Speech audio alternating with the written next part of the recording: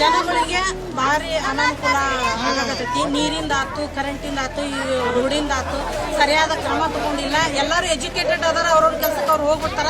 ಅದನ್ನ ಅಡ್ವಾಂಟೇಜ್ ನಾವು ಎಷ್ಟೋ ಮನವಿ ಮಾಡಿದ್ರು ಇದಕ್ಕೆ ಸರಿಯಾದ ಕ್ರಮ ತಗೊಳಕತ್ತಿಲ್ಲ. 15 ದಿನ ಆದ್ರೂ ನೀರು ಬಿಟ್ಟ ಮನವಿ ಮಾಡಿದ್ರು ಇದಕ್ಕೇನು ಕ್ರಮ ಕೈಗೊಂಡಿಲ್ಲ.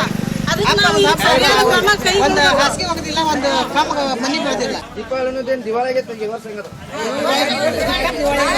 ಚಲೋ ನೀರೆಲ್ಲ ನೀರು ತುಂಬ ಹಬ್ಬ ಏನ್ ಮಾಡ್ಬೇಕು.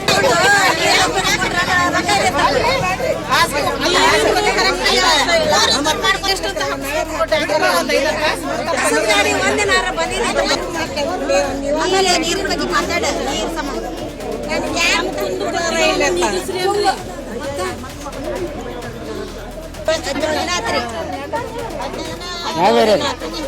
ಏನೇ ಯಾವುದು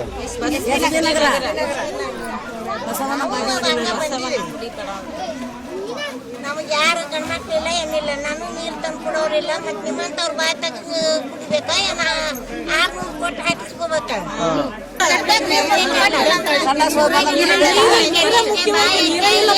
ಏನ್ ಮಾಡ್ಬೇಕು?